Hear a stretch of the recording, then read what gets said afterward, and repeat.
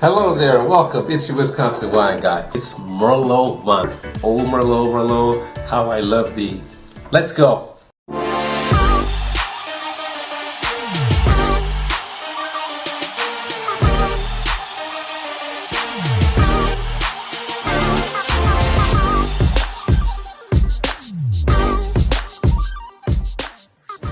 Hey, it's your Wisconsin wine guy. We are back again with another Merlot feature for this month. What's happening? Merlot 2025, October is Merlot month. I started this October 1st. I got lots and lots of Merlots to show you.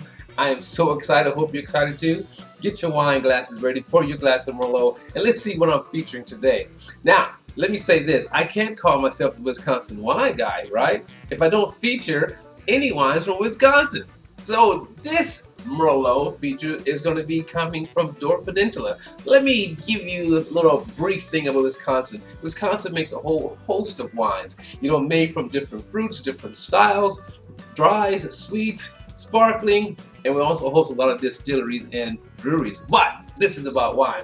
Wisconsin also has 3 AVAs. We have the Upper Mississippi River Valley, we have the Lake Wisconsin, and the Wisconsin Ledge. Now, this winery here is going to be part of Wisconsin Ledge. We host 5 different sub-regions. This particular region is going to be the Door Peninsula. Now, if you know anything about Wisconsin or you travel to Wisconsin, everybody goes to Door County, right? Right? So, speaking about Door County, Door Peninsula and Door County has a long history, long history, for travel and things to do, riding up north. But the Door Peninsula Winery is part of the first 5 wineries to be established in Wisconsin, commercial wineries. Their claim to fame here is going to be Door County cherries. All right, so we got cherry wine going on here, cranberry wine. Again, this beginning, or humble beginning of winemaking in Wisconsin was established with fruit wine, okay? Because up until that time, there was trying to figure out what grapes could grow here, but being unsuccessful, but wanted to put our hat in for the wine areas, or for the wine making, so we decided to do wines from fruit. They were established in 1974. Again, their claim to fame is going to be cherry wine, and so that brings us to now. They host about a bunch of different wines.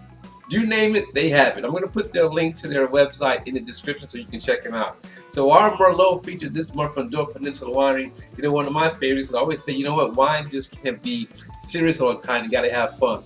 This is going to be Door Peninsula BlackBerry Merlot. Now again, as I said earlier, a lot of their wines are made from fruit, but they also do grape wines. The grapes are sourced from many different vineyards in California, and they were part of that creative winery to blend fruit and wine grapes together. So here's what I did for you. I took a liberty, opened the wine and poured some out, and I wanted to bring it up to a room temperature. So I'm going to try it at room temperature, and I'm also going to try it straight from the refrigerator. I can smell the berries in this wine already. So I want to try it at 2 different temperatures just to give you an idea of its versatility. I myself, it's going to be a semi-sweet type of wine. I myself enjoy it being more cold or chilled. It makes a great sangria. I also attach the video for my fall pumpkin sangria. You're going to love that. Use this wine or white wine. Alcohol for this one is coming in at 12% alcohol. They describe it as full-bodied blend of Merlot and Blackberry. So I'm going to go with the room temperature wine first. Okay. Wow, man. Now, what I like about the fruit wines and being here in Wisconsin, because at times I should say, or most times, we're describing wines and we're comparing them to different fruits. All right.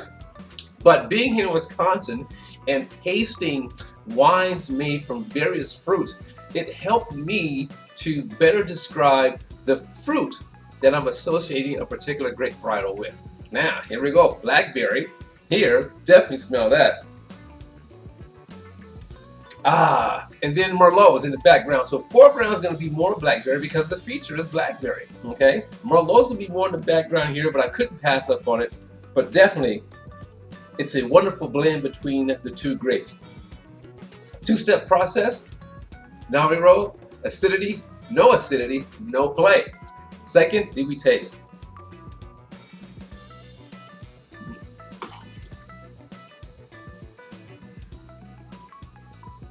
Oh, you know, I'm going to be honest.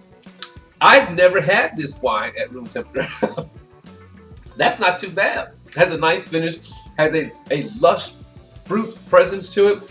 It has a nice balance to it, you know, when it comes to, because that berries can be kind of tart. And this one here, the blackberry can be subtle tart, but that Merlot comes in and just the right amount of residual sugar, you know, balances it out. Now let's go into something chilled.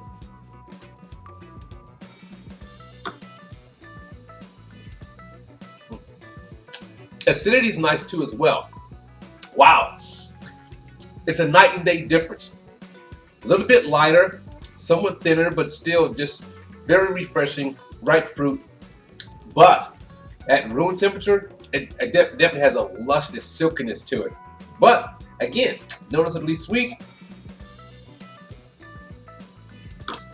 The blackberry comes through. I can't say much about the Merlot coming through in this, you know, but that Merlot is coming in and giving a little bit more body and depth to it, let's say. Now, I'm going to say, as I always say, wine can always be serious. Wine can be fun.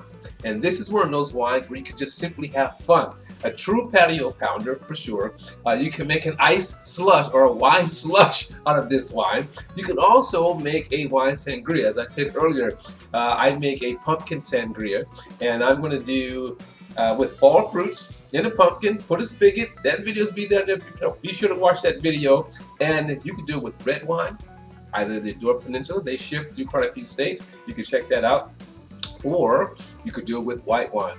And in the video, I'm using a white wine, which is also a Wisconsin wine. So it's your Wisconsin wine, guys. Saying as always, during this Merlot month, don't take it all so serious. Let your palate be the guide. Cheers, Merlot!